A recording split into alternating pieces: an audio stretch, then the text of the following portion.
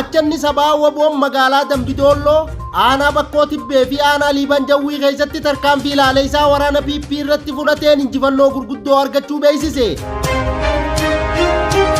Godina kibba lixa shaggar aanaa wancii keessatti waraanni mootummaa naftanyaa bilchiginnaa PP tooftaa saamichaa baafachuun maqaa qaraxa jedhuun saamicha hamaa hawaasa irratti raawwachaa jiraachuun dhaga'ame. Godina Harargee lixaa aanaa shanan dhuggoo keessatti waraanni mootummaa naftanyaa bilchiginnaa PP saamicha daangaa dabre hawaasa irratti gaggeessaa jiraachuun himame.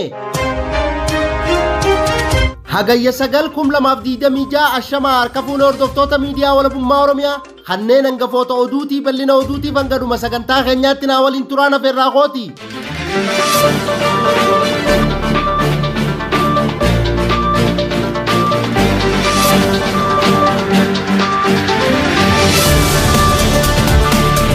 Godina kibba lixa shaggar aanaa wancii keessatti waraanni mootummaa naftanyaa bilchiginnaa PP tooftaa saamichaa baafachuun maqaa qaraxa jedhuun saamicha hamaa hawaasa irratti raawwachaa jiraachuun dhaga'ame. Bal'ina oduutiif jaalduniyaan waan qindeeffatte qabdi.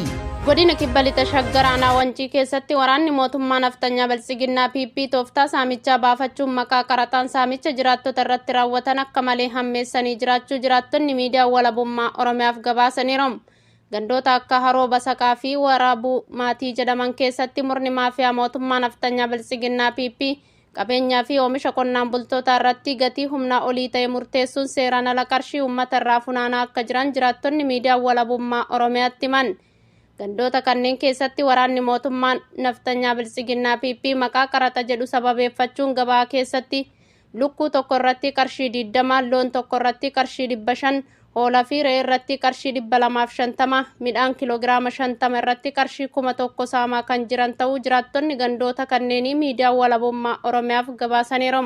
Gaachanni sabaa waboon magaalaa Dambidolloo aanaa bakkoo tibbee fi aanaa liiban jawwii keessatti tarkaanfii ilaalee isaa waraana PP irratti fudhateen injifannoo gurguddoo argachuu beeksise. Gabaasni oduu tanaa akkatti aanutti dhiyaata.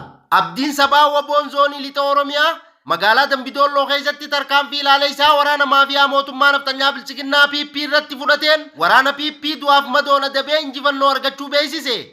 Irree fi gaachanni sabaa waboon zoonii lixa Oromiyaa hagayya 8/2026 godina qeellam wallaggaa magaalaa Dambidolloo ganda duwwaa 7 keessatti tarkaanfii diina irratti fudhachuun loltoota waraana PP 3 battalatti ajjeesee tokko madeessuun meeshaalee waraanaa qawwee akaamaa fi hidhannoolee fi rasaasa hedduu duyda waraana PP irraa hiikkachuun galii mooraa qabsoo bilisummaa Oromoof taasiseera.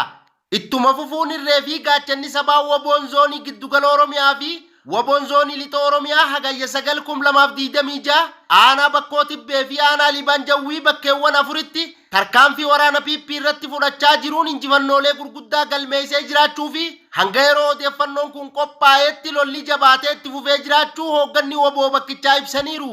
Irree fi gaachanni sabaa waboon guyyaa har'aa hagayya 9/2026 aanaa liiban jawwii fi aanaa bakkoo tibbee bakkeewwan afur tulluu hartummaa ganda horataa fi gandoota biroo lama keessatti tarkaanfii akka bakakkaa waraana PP irratti fudhachaa kan jiran yoo ta'u lola hanga ammaatti gaggeeffamaa jiru kanaan waboon loltoota mootummaa naftanyaa bilchiginnaa PP hedduu ajjeesee hedduu madeessuun waraana PP 15 fayyattii harkaan qaqqabee meeshaalee waraanaa gurguddaa hiikkachuun injifannoo boonsaa argatee jiraachuu hoogganni waboo bakkichaa ibsaniiru.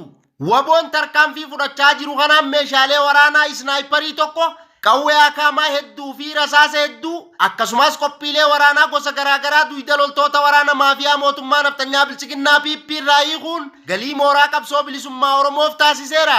Tarkaanfii waraanni bilisummaa Oromoo kutaalee Oromiyaa cufa keessatti diina ilmaan Oromoo ta'an irratti fudhatu daran cimee itti fufaa injifannoon uummata Oromoof qabsoon itti fufaa Oromiyaan biyya.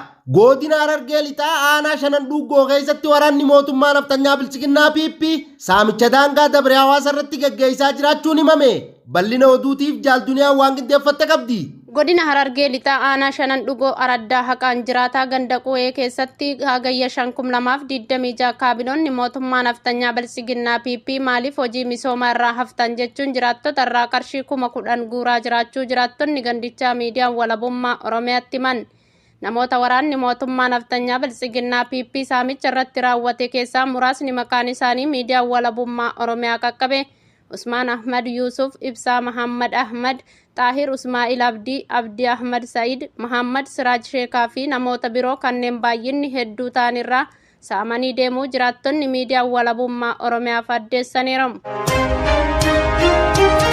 Eegaa hordoftoota miidiyaa walabummaa Oromiyaa oduu ammaaf qabnu kanumaa oduu birootiin hanga walitti deebinuu nagaan nuuf tura. Horaa bulaa deebana.